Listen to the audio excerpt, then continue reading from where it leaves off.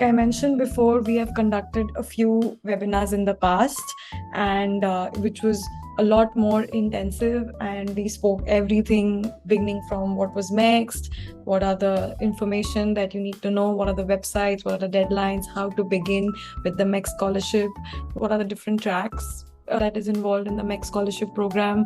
And it was like a really long webinar which was conducted, and we uploaded it in 2 parts. I also did a live Q&A session as well. So this webinar will also be uploaded. But if it is your first time and you have no idea what is happening, then you should definitely visit and watch this webinar, especially for people who want to apply for embassy recommendation, because that is like the most common track to begin with. Yeah, so mostly this webinar is going to be a little bit of continuation of what we have been doing for the past few months. This is like an introduction, so it's very important to know why you are here. And I'm sure that if you have joined this webinar, you would know what exactly MEXT Scholarship is. And it is basically a platform or like a benefit that is provided by the Ministry of Education, Culture, Sports, and Science Technology, which is like a ministry in Japan, the government of Japan, which provides like scholarships to international students who want to study in Japan with different about different subjects. So any nationality applicant whose country has a diplomatic relations with Japan can apply. So every country has certain number of applicants or quota for the students to come and apply via MEXT Scholarship. So it is super competitive, and you can come here and conduct your studies. So it's for undergraduate, for masters, for PhD, also for COT, College of Technology, specialized training program, where people who are interested in getting into the track of like teaching or being specialized in some certain subjects. So yeah, and it is like a full paid scholarship to conduct not just research, but also basic degree program as well. Most of the degree programs here are research based. That's why I mentioned research. And what is meant by full paid, I would explain. But before that, I want to go through like the flow. What is the flow of this webinar, which is about MEXT, which is the brief introduction, which I gave a little bit before this slide, but also a little bit more after what we are going to see. And then mostly defining about the procedure of the university recommended track. So I suppose, I assume that people who have or who are here might have already known about the embassy track, and probably they missed the deadlines or did not qualify or want to try to a particular university are the people who are interested in this procedure. And then we'll talk about the mentoring program, which is really interesting, and it is extremely intensive because we've been handling few students on a regular basis to help them clear MEXT or help them with any scholarship that they're interested in before they come to study in Japan. And we'll take some MEXT Q&A questions. We received about more than like 150 questions. So I hope some questions will be answered by the end of this webinar, and some other questions would be answered during this session. And then we'll talk about some other opportunities, internships, some opportunities for undergraduate people who are interested in studying in Japan. Okay. Yeah. So just to go through it again, the scholarship benefits, there were a lot of questions about, will I just be able to come to study in Japan? What about my allowances for accommodation, food, etc.? So this is the list of benefits. I mentioned that there's full tuition fee coverage, so you don't have to pay anything to the university. MEXT also provides you the airfare allowance, that is your fee to come from India or whichever country you're from to Japan for when you first come, and then after you finish your degree, they send you back. So they pay for your airfare again, and your आप जो examination देते हो, I also switch a little bit in Hindi. आप जो examination देते हो, उसके लिए भी you don't have to pay any money. And apart from all first 3 points, you also get a monthly stipend, which is a complete amount that you get in your bank account every month, so that you can use this money to pay your rent, your accommodation, your phone bills, your food, your rent, or whatever it is, like jo bhi hai, if you want to give the money back home, save. So everything that is required for you to have a living in Japan, you will be given this amount, and you don't have to pay any taxes except for the health insurance, which is mandatory, and there's no tax on this amount. So this amount is just for your expenses. Yeah, and for university dorms, many people had asked, you should know that when you are moving to Japan, university and their dormitories are very, very limited. So the maximum amount of time that you will get to spend in the dormitory would be 6 months to 1 year. That also, you have a lottery system, so not everybody gets a dorm access. So you have to put your name in the lottery, and if your name comes out first come first serve, then you get a dormitory. But if you don't get one, you still have a lot of options to stay before coming to Japan. You can apply to share houses. There are numerous websites. You can also rent an apartment online and pay via card or anything, and you can come and just move in. So yeah, about a specific question about the how much money should I bring or whatever, it will be answered later. So I hope that you completely understand how much that are you getting from this scholarship, which also highlights that this scholarship is extremely competitive and very difficult to get in. So your application, your preparation should begin way ahead in time. So if I can add, you always get a dorm for undergraduate. For masters sometimes, but for undergraduate, you will always get a university dorm for like at least 3 years. This is only like an if condition for masters, but not for undergrad. This is something else that I would talk about is the eligibility, who can apply. One eligibility I already mentioned, how to choose the track. Just briefly explain embassy track and university track, and an example of a university track method and some keynotes. So now the eligibility, like I mentioned, again, you have to be a certain nationality which has diplomatic relations with Japan. For undergraduate, you have to be born after 2nd April 1998. And for specialized training, for research students, 1988. Sorry, there's a mistake here. It's 1988. So this keeps changing every year. So you have to be a certain age before you apply, which is mostly like, Jais, it's 21 when you apply for masters and 18 when you apply for undergraduate, right? You need to, like, before the day you come to Japan, yeah, you should be at least 18 years old, or you Yeah. should be at least 21 years old. That's like this is not valid for the time of application. When you're applying, you can still be 17, it's okay.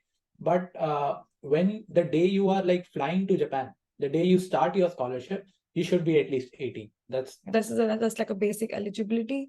And also, if people ask how much percentage I need, what is the grade that is required for the MEXT application to be eligible, for my application to be eligible in for the shortlisting, it have like an own grade scale, which is 2.3 out of 3. Many people, we don't use this grade scale, but that is the reason why when you submit your transcript, you also have to submit, you should also attach a section which mentions the grading of your transcript. So then the MEXT or the shortlisting committee will convert it accordingly and then check if you are eligible or not. But usually that your grade scale should be 2.3 out of 3. Most of the universities, when they open their application for university recommendation, also maintain the same grade scale. So converting to that grade scale, you can do that for your satisfaction, but you can omit it as well because MEXT would do it for you.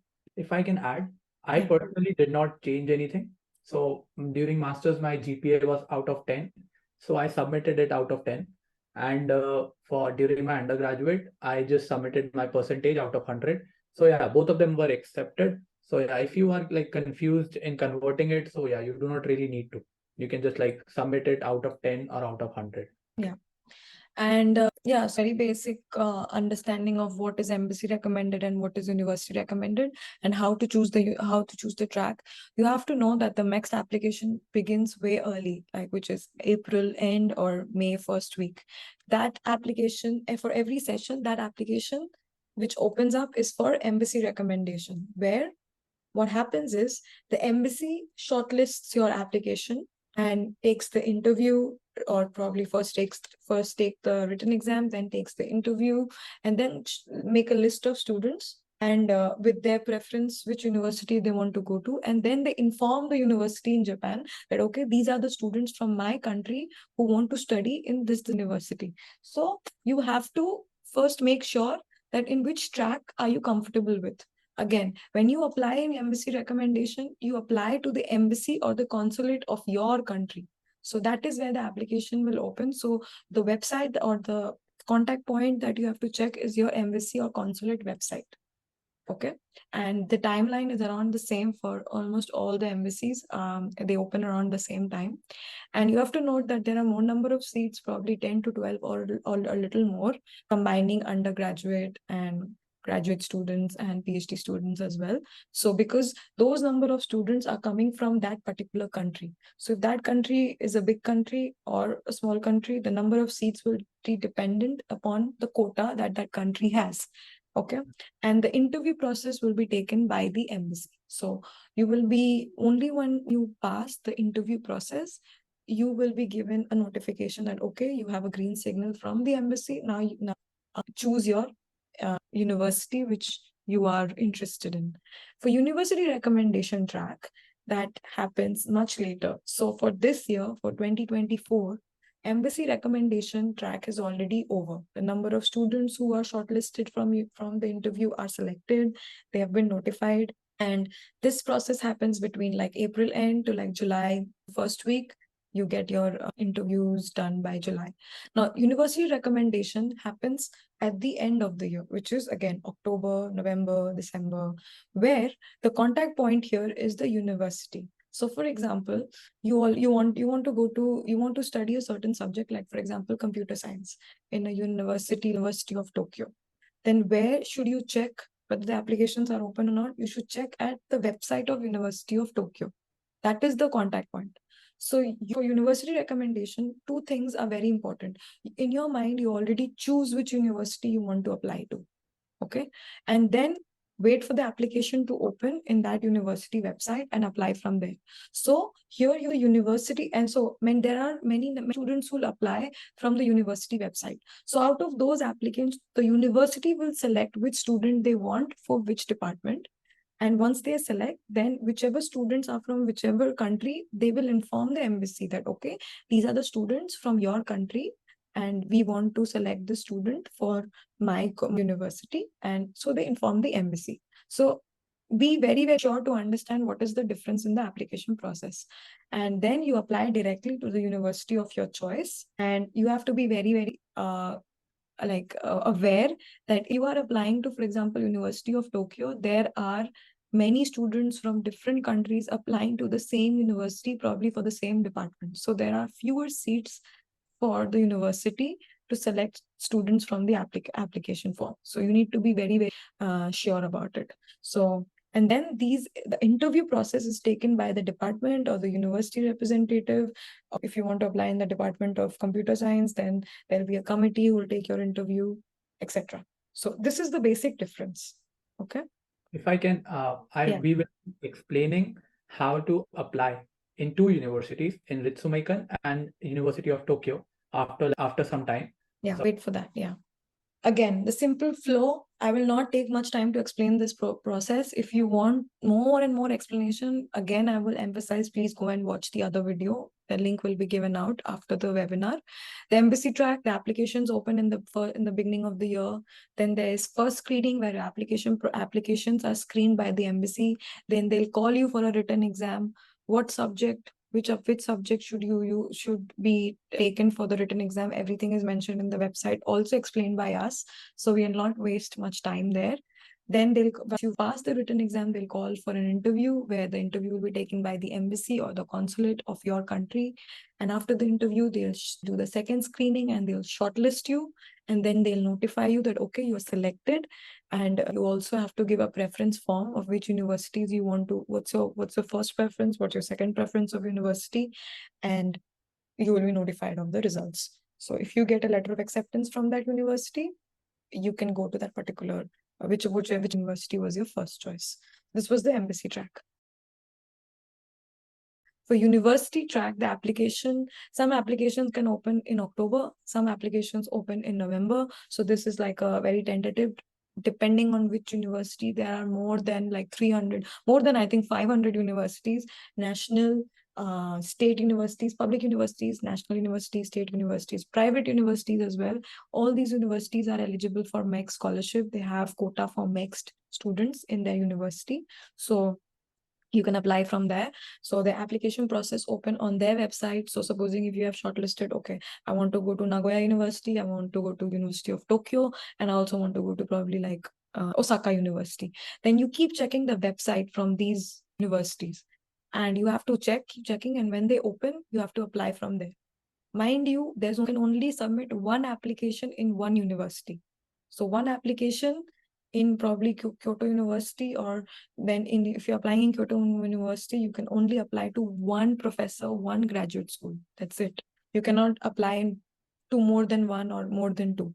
One application is accepted, but you can apply to many universities, like one Osaka, one Kyushu, if you are not confident that okay, I may not get in this university, I should apply there. So you can apply to more than one universities, but when you're applying to one university, only one application form will be accepted. Okay, there'll be screening examination where the screening can be done first. Again, your application form will be screened. Second, they might ask you to write a written exam, which can be online. They might also ask you to attend an interview, which will be conducted by the department or the department you're applying to. So those screening examinations will be continuously done, and then you will be notified of your results that you're selected. Once you're selected, you have to notify the embassy or apply to your embassy of your country for the student visa, and then attend orientation and etc. etc. So the university will reply to you saying that okay, your application is accepted and you are officially accepted as a MEXT scholar for the upcoming year. Okay, Jai, do you want to add anything? You Okay. explained it. Okay. I see there are some questions, but I can't see the questions. So you can keep checking. Yeah. This is one example of the timeline of the university recommendation process. This process is for Ritsumeikan University, which is a university in Kyoto. It's a private university. It's extremely reputed as well. So some people think that, oh, private universities are not that great, but you should know that national universities are really tough to get in. So they may just have like one or two seats for university recommendation. So you should look for other options as well, like Ritsumeikan, Nara University, Toyama University, Tsukuba University. So these universities all the universities have cutting edge funds, exposure for, and a lot of opportunities for international students. So you should consider it. So this process was for 2023. So here the applications opened in 2022. So this is basically 26th of September. That means people who entered this year or entering this year, maybe entering in 3 days. Okay. They started the application in December. So according to them, the applications open in December. This could again vary from October to December. You have to keep checking. Okay. The applicants submitted applications to the university. This could be via university portal. So sometimes these universities have their own portal, like how you have examination portal for IIT JEE, for WITS JEE, whatever, some examination where you make an account and create your account and submit your application there. And from that portal, you get notification whether you're accepted or not. So I think these applications are submitted from the portal. Sometimes they also ask you to email to certain email IDs. Okay.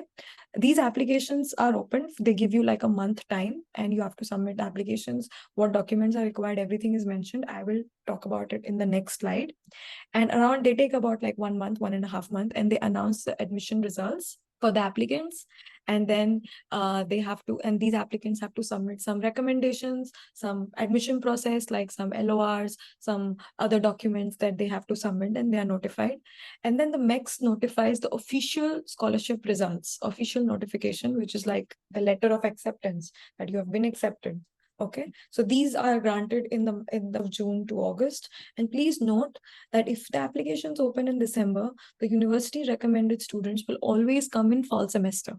Please note that university recommended students will come in fall semester, whereas embassy recommended students, they get an option whether you want to come in fall or which is April.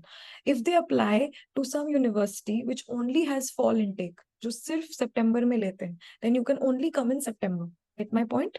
And yeah, so and then you have a lot of orientation online, your accommodation, your orientation and explanation about the process will be done by the university, and you'll attend a lot of things, and you'll be given a date.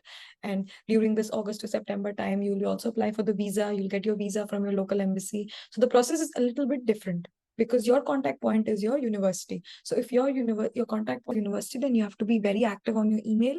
You have to keep checking your email. You have to keep replying, submitting the documents as soon as they want, etc. Okay. And then you officially come to Japan and begin your fall semester. So I think like we can take one or two questions if anybody has any questions from this part. Guys, this is like the formal procedure to apply to university via university recommended. So just like try to understand what exactly you have to do, because people are very confused about this. So yeah, you can ask the questions in the chat for like 2 or 3 minutes, and we are only on topic, only on this I university. think there are some questions, 31. I can see 31, but I can't open because I'm recording. Yeah. I'll just read. Yeah. So yeah, like not any questions and for this specifically. Do you have any questions regarding this university recommended? Yeah, this is important. So if you have, then please let us know. When to mail the professors? Yeah, mailing the professors, it's like it varies. I don't think you have to mail the professors for. So yeah, mailing the professors now, for mailing the professors is very different. When you open when these applications are open, this is a formal method procedure to have a connection or to submit your application to the university. So it is sometimes recommended that if you already have a contact, or if you already have a conversation with a professor that you are interested in, if he has like responded, then it's better for university recommended process. So for example, if there are 5 or 10 people who are applying for one seat, so how do university students, how do university or the administration shortlist? If out of those 5 students, there are two students who already have a professor who's interested in taking the applicant under MEXT, then that person has like a higher chance. So it is not a formal acceptance, but it's basically an interest that the professor has shown in your application, like in your work. Okay, you want to study under me, and okay, you are applying under MEXT Scholarship. Please go ahead with your MEXT application. If you are shortlisted, then I am happy to have you in my lab. So if that is something that you can also convey in your application in some way or the other, in the email or in your research plan, some way or the other. Okay. To summarize, having a professor who is already willing to accept you is very important. So in advance, while you are applying, it is always suggested that like just send emails to professors asking them that, hey, I'm very interested in joining your lab. So if they accept you, then your chances of getting accepted for the scholarship just increase many times. So yeah, it's always good to be in contact with the professor. Yeah. Okay. Yeah. I've answered all the questions here. We can we start mailing the professors now? Not really. It depends on, like, every university has a different. Some universities do not have entrance exams. So you need to visit universities. And for example, here it is suggested that you submit the application. So when you're filling the applications, they will be asking which lab you want to join. So before mentioning the names of the labs that you want to join, you should send emails to those professors asking, hey sir, apply to your lab. Would you be willing to accept me? If they say yes, you are a good student and I would like to accept you, then you can mention their names in the form, in the application form. Okay. That's how you. Because it's a huge gamble. You are only asked to write one lab, one professor's name. You cannot give options. So you have to be sure that the person's name whose you are writing, that person is aware that is going to write my name. So if you write a professor's name just out of their research work without contacting the person, then there might be chance that the professor will not maybe his lab is full for this year, so he's not taking students, so your application will get wasted in that university. If that professor doesn't reply, then you have to search for another professor, talk to that professor. So I think you can take like 15 days time to talk to the professor's email, because they reply really, really fast. You can talk to them, finalize, okay, this university, this professor, this lab. I will only 2 applications, one in this university, one in this universities. These 2 universities, I've spoken to these professors. They have said, gave me a green signal to go ahead with my application. So you should be that clear before you begin your process. So, we have a mentorship program. So the people who joined our mentorship program a few months ago in the batch, they have already started like sending mails to professors and getting, some of them have received like acceptance. Some of them have received acceptances from professors saying that, okay, I accept you. You can just apply to my university. And if you clear all the rounds, then I will willingly accept you in my lab. Yeah. The previous slide was about the timeline. Now, this is a very typical checklist that some university will upload. So when they open, they have a portal. They also give you the eligibility criteria. The eligibility criteria will be pretty much the same standard eligibility criteria for MEXT Scholarship, for embassy as well. So you will not have, there's not going to be a difference. Grades can, mostly it's 2.3 out of 3. But universities like University of Tokyo, if you're going to a specific lab which requires GRE, which requires TOEFL, you have to make sure you complete the checklist. The reason they add these additional checks, because there's a lot of competition. Not everybody can get into University of Tokyo, so they add these extra check marks.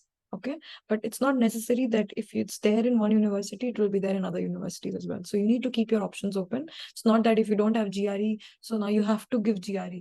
If you think you can go to some other university where your work is, where you want to go, if it's not University of Tokyo or if it's not a certain university that's asking extra things, you can do that. But if you really want to go, if you already have GRE, if you already have things, then it's fine. But I'll mention again, language proficiency is never English language proficiency is never the criteria to get in. Also, Japanese language proficiency is also not required. They never mention it. Unless and until the professor mentions that my lab is completely Japanese, you have to take Japanese language courses that you can take after you enter the MEXT program, because MEXT provides language training for 6 months. Like you can take it or you cannot take it. So if you can take it, or you may go out of it. Okay, so this is an example of an application checklist. So this is there. There is also an application form which is exactly the same as the MEXT application form that is uploaded in the embassy. Apart from that, they also have an additional application questionnaire, which depends upon your university. So there might be 2-3 things that you have to fill. Everything will be uploaded. Everything will be given in the portal. You have to keep checking the portal. Okay, and this example of a checklist. So for here, if you cannot view, I can zoom in. Yeah. So, for example, this is an application checklist for RItsumeikan University. So, RItsumeikan University will ask for an application sheet, which is of 3 pages, which will also be attached. They'll also ask for an application for MEXT Scholarship. So, please note, there might be 1 or 2 extra. So, okay. Sorry. Yeah. So this application sheet, number 1, is the application sheet for RItsumeikan University, for the particular university. Okay. And the second one is the standard application for MEXT Scholarship. So you have to know that you might have to fill 2 or 3 application forms. Okay. Everything will be given. Second might be like an application questionnaire. Number 3, it is optional. It can add university to university. We can go through every university's checklist, but this is one of it. Okay. Then the 4th is the field of study and research plan. Since if you apply for master's, if you're applying for PhD, this is something that you have to fill. Field of study is what was your present field of study, what was your past field of study, and your research plan. What topic do you want to study in Japan? That is something that you have to be crystal clear before you apply for MEXT scholarship. You cannot apply that, oh, I want to do machine learning in Japan. No, you need to have like a title, or you need to have like some sort of idea. Okay, I want to do probably in Arduino, or I want to do in image processing, some interesting that is in your mind that you have to like describe with a timeline. Okay, I want to do this. I have, according to these researchers in the past, I was interested in this thing, that then I want to do in this topic, etc. And then you also have to give a little bit of details. And what is your ultimate goal? Your ultimate goal is to either do PhD, either do masters. What do you want to achieve from your plan? So it has to be like a good 2-3 pages. There's like some universities that don't have a page limit. For example, field this has a page limit. So you can like write, and you have to work really hard upon this part, because this is one of the most important point for your shortlisting. Because yeah, this is something that this research plan field of study is a document that you also attach with your resume to talk to your professor that you're interested in. He will also go through that and he will say, okay, this is fine and I'm ready to accept you. You might have to make these changes. So this is something that you have to be very ready with. Okay. Then there is letter of recommendation. See, there are a few points which is mentioned, very important, very important. So you have to go through these guidelines. These guidelines, only you have to go through it. Okay. Nobody's going to help you with it. So letter of recommendation by dean or person equivalent to higher position at the applicant school or institution, which is if you have done masters, applying for PhD, then you have to get this letter of recommendation from the dean or from the higher professor of your university that you have studied in. And then there are certain guidelines, like the letter must be addressed to the president of RItsumeikan University. There should be appropriate title. There's no format. They also sometimes give a format. You can follow it or you can use your own format. So these things are very, very technical and you have to stick by it. You cannot make changes. Like you cannot write, okay, Graduate School of Science. Even if you're applying for Graduate School of Science, you cannot address the letter to Graduate School of Science. You have to address to the president of RItsumeikan University if they have mentioned it. Okay. Then official transcript of grades. This is also very important. I think it is very, very crystal clear what is mentioned here, that you must the transcript must show, like, since if you're uploading in a portal, obviously they need a soft copy. They don't need like official copies. But if you are uploading the transcripts of the grade, the year, the semester of the credit must be mentioned. There should also be a separate document if the grading is not mentioned somewhere. If the document should be in English, obviously, right? So they have mentioned that you have to mention these grading system. If you have like CGPA, you have to mention, you have to upload the CGPA grading part. If it is in ABC, then you have to mention what grading is usually at the back of your transcript or below. So that should be there. It's very important. Okay. And then yeah, an official graduation certificate or certificate of completion. Apart from transcript, they also give you a graduation certificate. You have to upload that as well. And again, it is mentioned, do not send your one and only graduation diploma. So you have to get an attested copy from your university. Some universities send out attested copies of the graduation diploma, graduation certificate. If you cannot do that, then you have to get it attested, or you have to get it like attested by a, what do you call it, like gazetted officer, or the lawyer thing, what is it called, Jay? Advocate, maybe? I don't know. Yeah. So you have to get it attested by an official person. Okay. And what attestation is required, that is also, you can also get it attested from your university. You cannot Yeah. self-attest it. It's called just like go to your university and get a stamp on your transcript. Yeah. That's what. So you have to keep these documents ready. I think people who applied for embassy recommended track, they already had these documents. So maintain the same documents. People who are applying in a new way, you can prepare these documents from now on. Okay. And number 8 is optional. Yeah. You want to drink some water? Should I continue? Yeah, sure. I'm fine. I think there are many questions that are coming up, I think. We have the chat Yeah. only. I'll just read it quickly. So the other things that you need is abstract of thesis. It's like basically if you have any other achievements, or if you have written a research paper in the past, or any other degrees, like any other awards you have done, you should submit that in the letter, in the whole application form.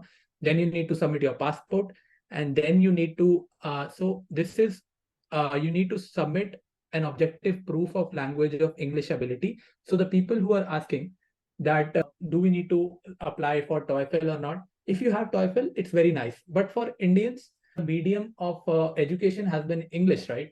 So what you can also do is go to your university or your high school and get a certificate saying in which the certificate it's written that the medium of education of XYZ person is English. So he has been studying in English for the past 12 years or past 16 years. And then you can submit this certificate to the university.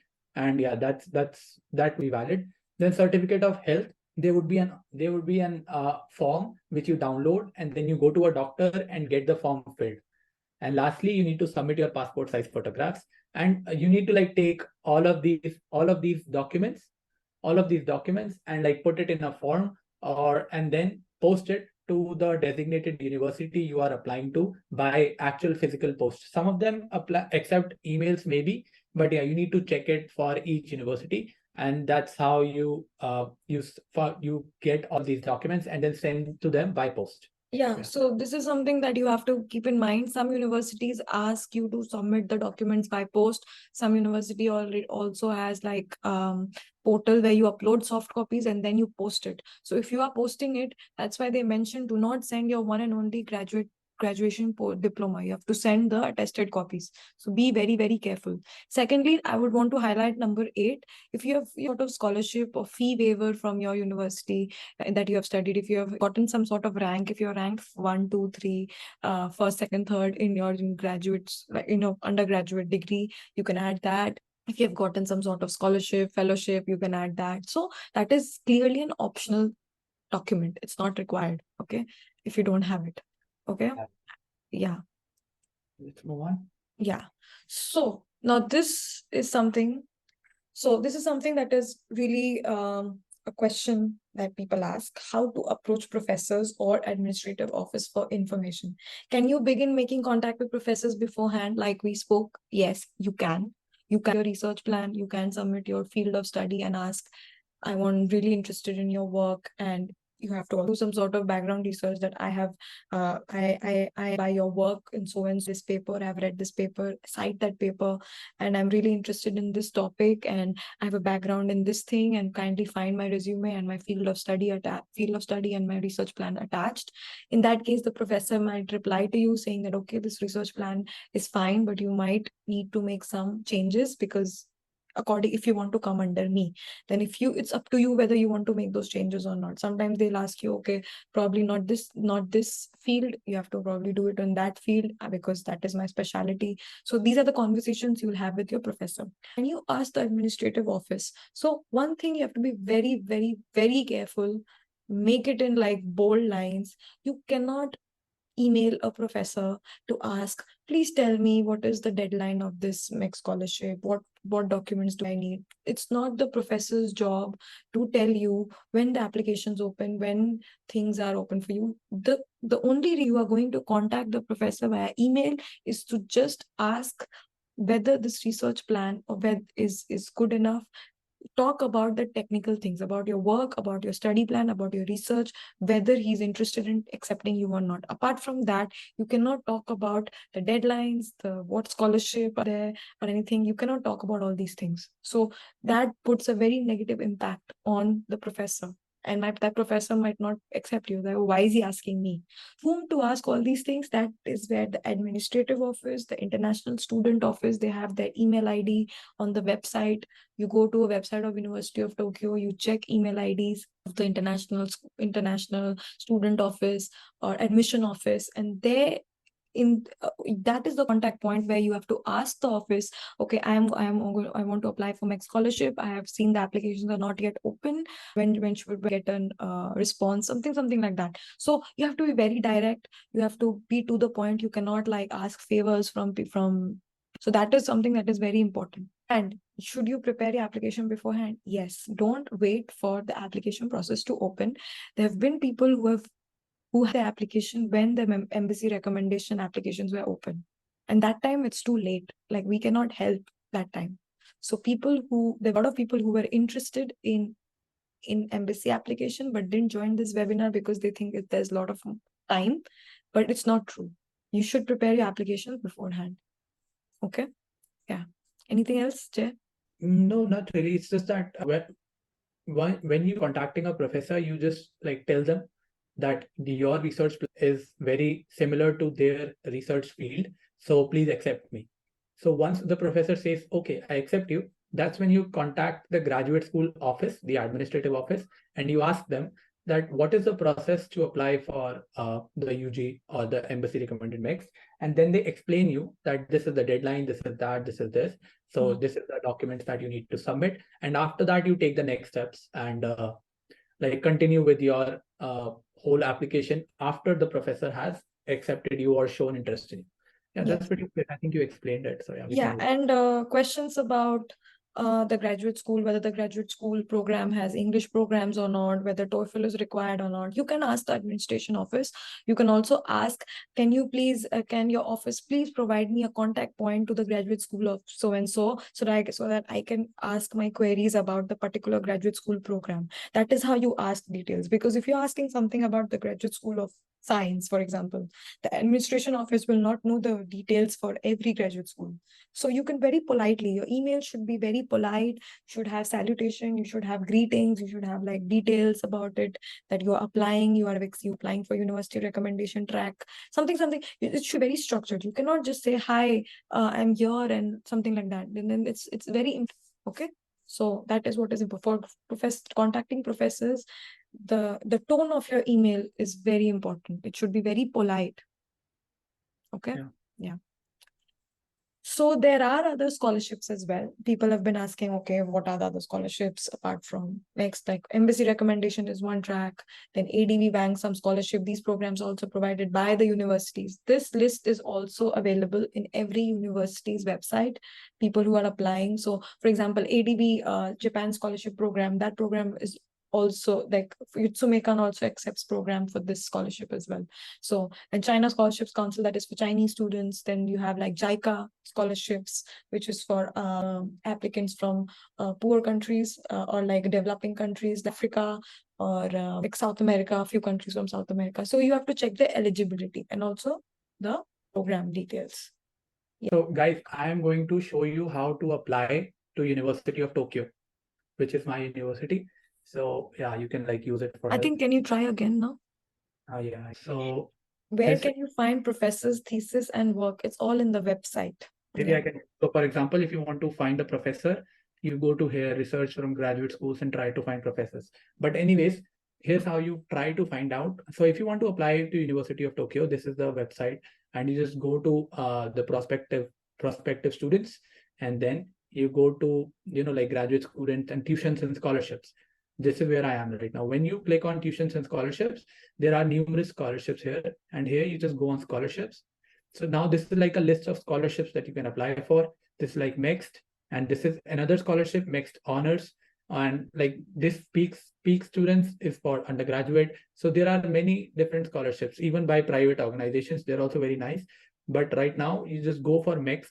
Now here, this written for MEXT is of two types, which is embassy recommendation and university recommendation. So embassy recommendation, you can watch Mishu-san's video on her YouTube channel. But for university recommendation, so the steps have been explained here, that you just it depends for every other graduate school. So basically what UTokyo wants you to do is like try to find your own graduate school from here. And so these are different types of graduate schools. So this is my graduate school, and this is, if you want to apply to this graduate school, you visit the website of this graduate school, and here after visiting the website, you need to contact them. You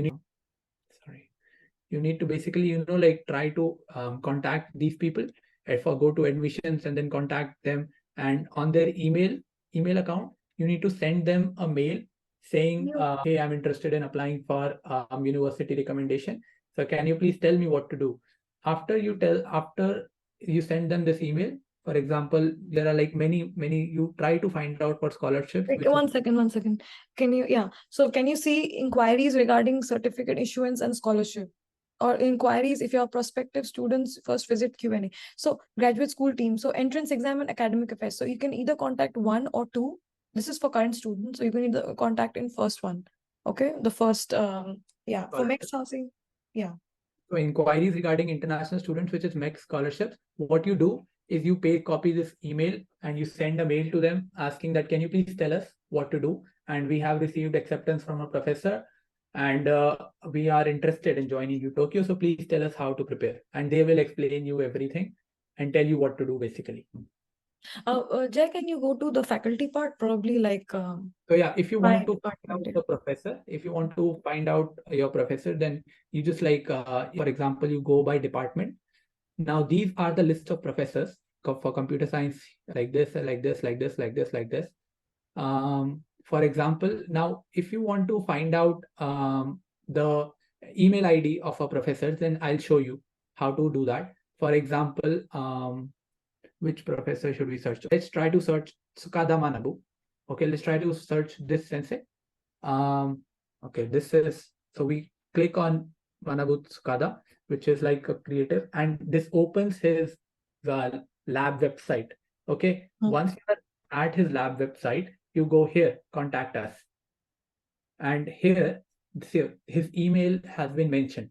So what you do is you send him a mail saying that, Sensei, I had a look at your website. I looked at your before sending contact, please Yeah. click on papers. Please click what are the topics that has been done. What is he working on for So autonomous vehicles? So it's very important. Read the abstract. just like go and tell the professor that, okay, I think that your lab is doing similar work to my research project, and I'm interested in joining your lab. So if he accepts you, then you go to the graduate school again and then send them a mail about contacting them from here. Yeah. I hope that was clear. And do you have any doubts about this? Maybe Jay can go, or Jaysan can go to like the peak program, that link, hyperlink.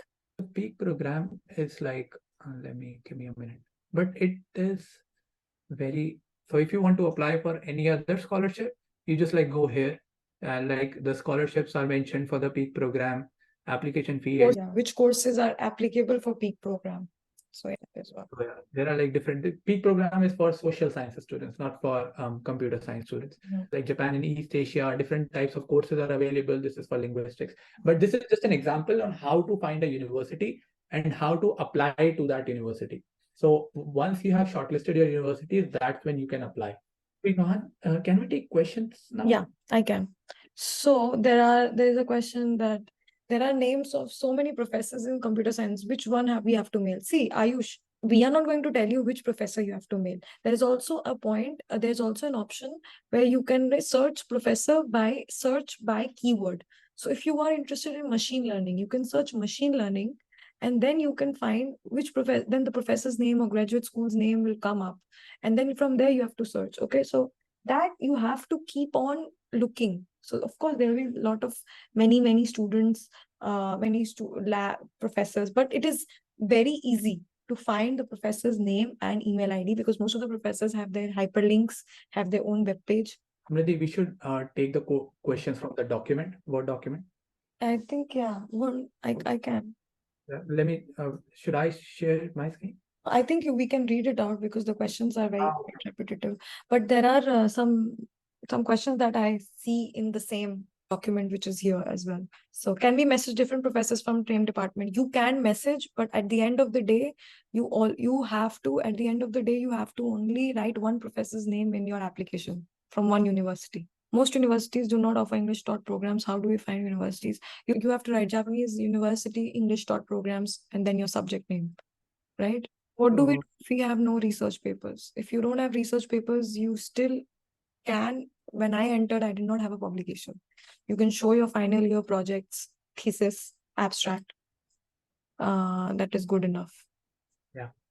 So if you have an year gap or an year break, it does not really matter. Okay, it does not affect your profile. Then it is a fully funded scholarship and you do not need any money. Yeah, MBBS is not included these days. It used to be included, but it is not included anymore. So you cannot become a doctor in Japan. Then moving on, currently I'm enrolled in a university. So should I take? You should try to get a letter of recommendation from the dean. If the dean is not willing to give it to you, then you should approach the head of the department. And if he is also not interested, then you can go to a professor. If you are applying for undergraduate, then you go to your school principal. And if you're applying for masters, then you go to your dean. Then apply for UG and dentistry. I think it was cancelled. Like they do not, it was, you could earlier, but now I don't think that they You can apply for pharmacy. There are people who are doing masters in pharmacy. You can apply for pharmacy. Yes, you are eligible for the MEXT exam despite dropping. And when will the form for in 2024 for university recommendation? It is going on these days, and like it will start again in like 15 to 20 days. Check for each university, and for embassy recommendation next year, it will start in April. There is no application fee. It is completely free of cost. Yes, you can apply for PhD next year. Okay, there are questions about applications being rejected. First of all, you should know that The application, the rejection, the reason for rejection is never divulged. They never mention it, right? But they also sometimes it could be the number of applicants must be too many.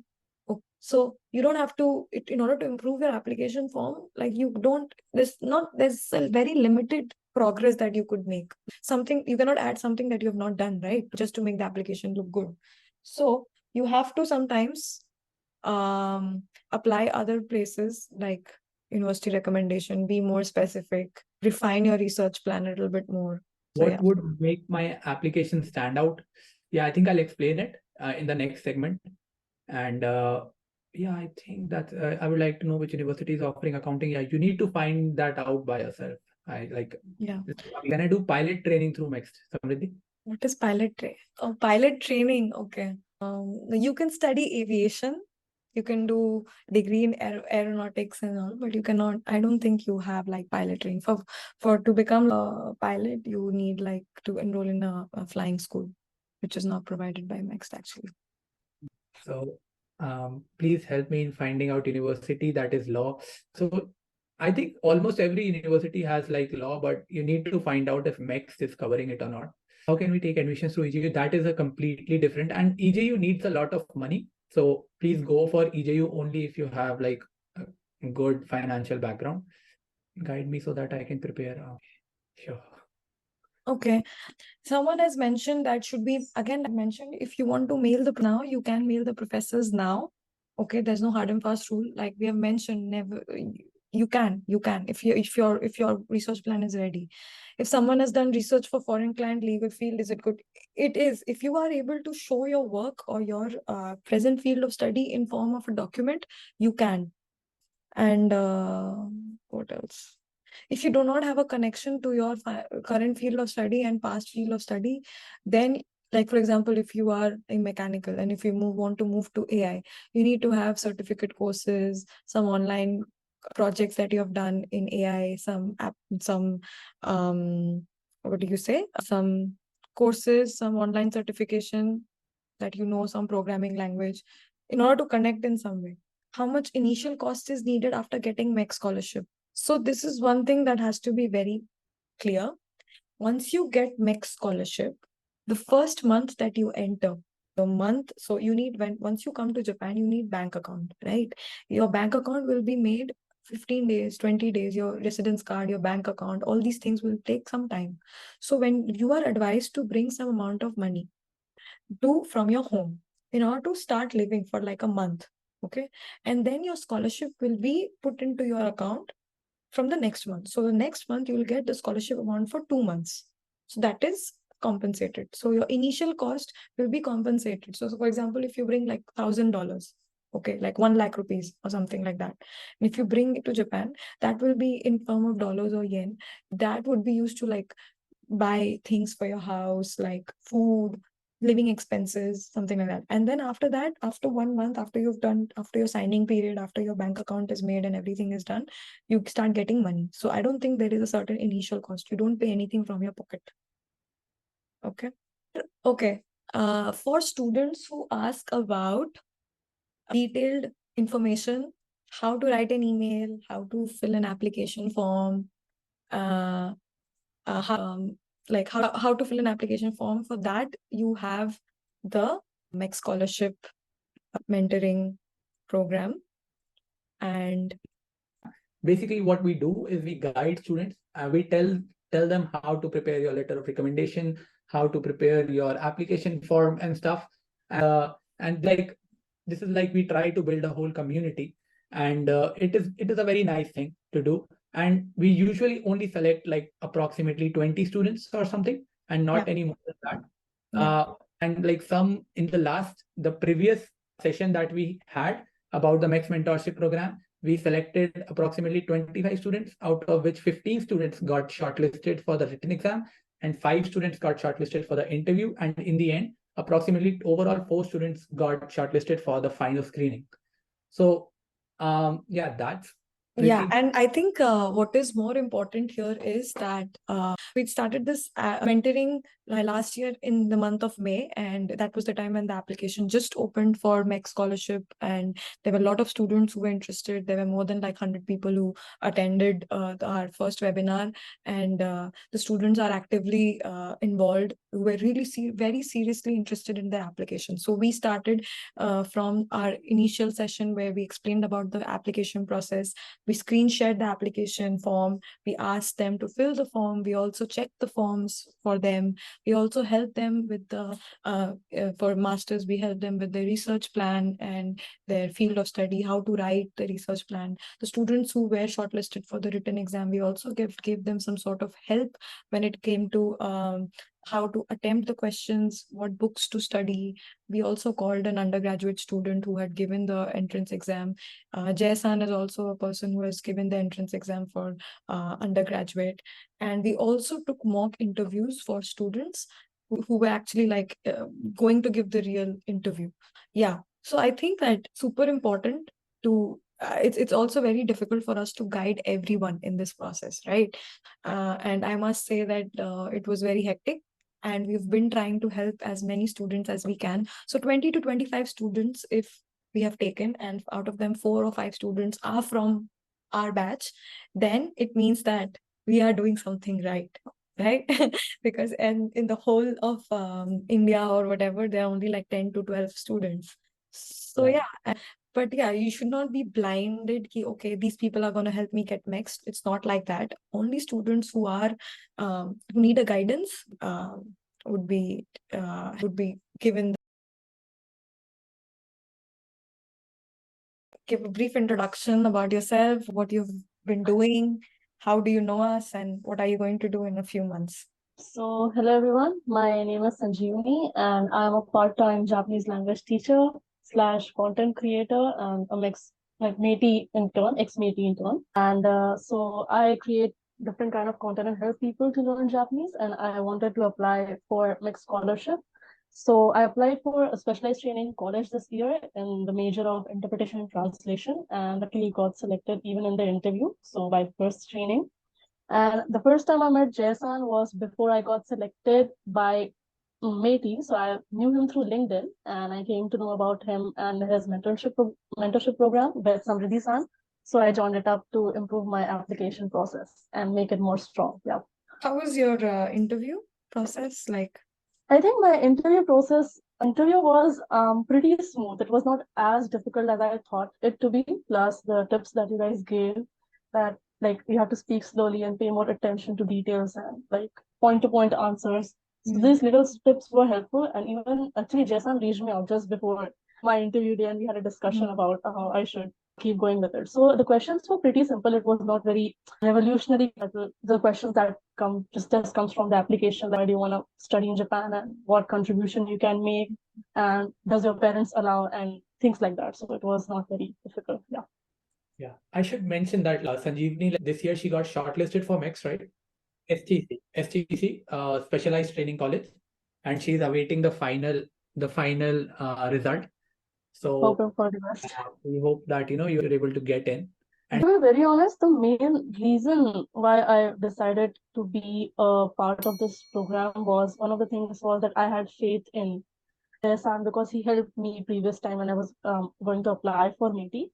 And secondly, I think that there are a hell lot of applicants and it's very, very competitive. Like people think it's competitive, but when you actually go like for written exam and interview, they don't realize the actual competition.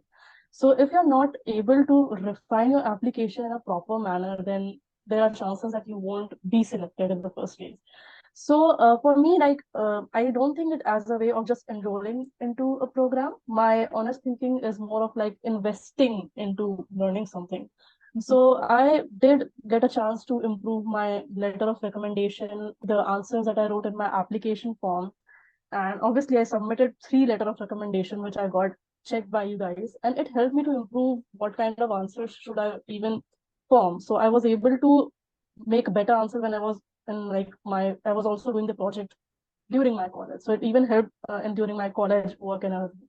So I think the application, when you start applying, the first step, if you're just going to fail in the first step, because it is really equally difficult, even the written exam, even the interview is very difficult. But when it comes to the first step, it needs, because everything will be sent to Japan by the Embassy of Japan in India. So you need to be proper, you need to be accurate, you need to have specific answers of why you want to pursue this kind of study. So that the answer formation step was really, that really helped me. Yeah. Yeah, we wish you all the best, and it's really great to have. We also have a few people from the community as well. We have Ayush. We also have a few people right now. We have Yash. We have Amlam. We have students who have written, who have cleared the documentation process and wrote the written examination as well. Sanjeevani was from a social sciences background and Ayush is from a computer science background. So Ayush, we do mute yourself and a very brief introduction on your whole experience. That would be nice. Yeah. How to get the MEXT scholarship basically. Yeah, so basically, I joined the program in May, around May, the mentorship program. And actually, at that time, I wasn't really considering applying for MEXT. I just joined it because I had that idea of applying to MEXT like from a very long time. So I just wanted to see if I can still go with it. So yeah, I joined in May, and the program helped me in mainly in my application process because I wasn't really sure where to get the LOAs from, what it is to documents, and what to write in my essays. So yeah, that's one thing. And another, actually, I was very confident about my interview, and a few days ago, my interview, Bhaiya and Didi took my mock interview, and that kind of exposed me, and I was very embarrassed actually in that.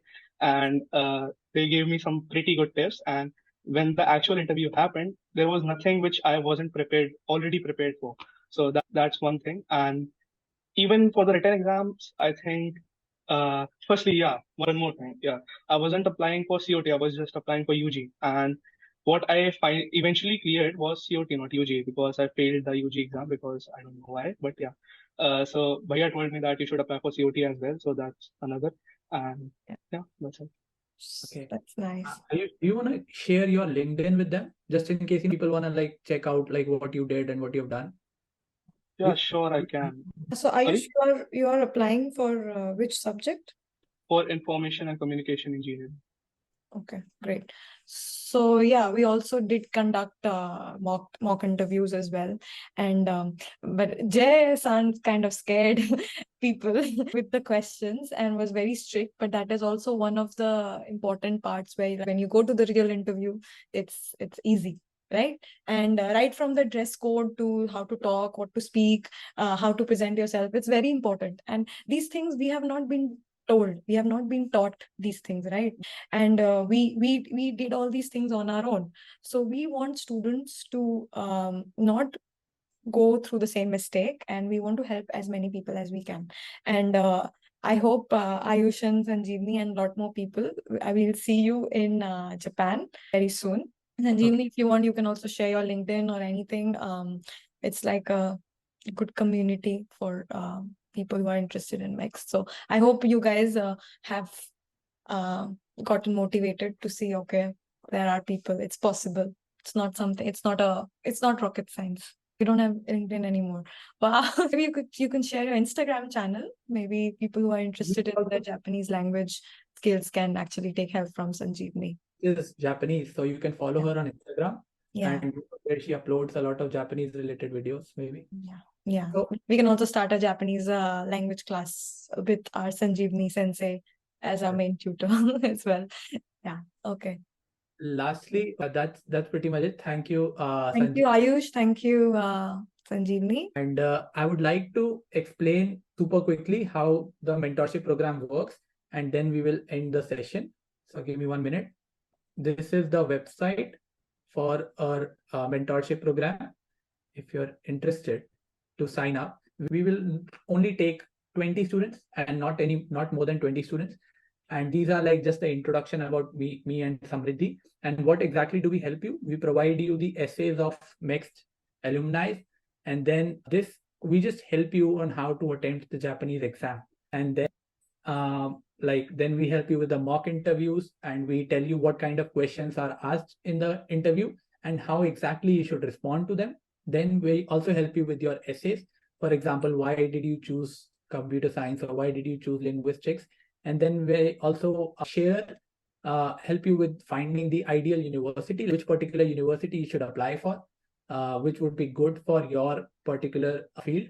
And lastly, everybody just studies together and has a good time. So if you are interested in this, the price for only as I said, we only take 20 students. So the price is $49 for the whole year for this application, as well as the applications in the near future. Anytime you want to apply in the future, you will be a part of us. And in the future, we are also aiming to start similar preparations for Korean scholarships or for Taiwanese scholarships. So joining the program, it's completely fine. You can join, we will hold such seminars in the future. So you can maybe, participate in them again. But if you want serious preparation, because under this program, we will be having sessions every week or maybe once every 2 weeks on weekends. So you can we'll be in touch all the time. We can personally help you with the program. We can personally help you with the process, with the application, with the interview and everything. Right now, if you ask us very specific questions about your program, about the research topic you're interested in, we cannot help so thoroughly. Yeah. So yeah, that's pretty much it. And let's Samriddhi, we should end the session. Yes. Those who are interested, thank you very much. And I hope it was helpful. Thank you, Jason, and thank you for joining in, everyone. And I know it's not a many number of people, but thank you and all the best for your application. Take care. Bye-bye. See you.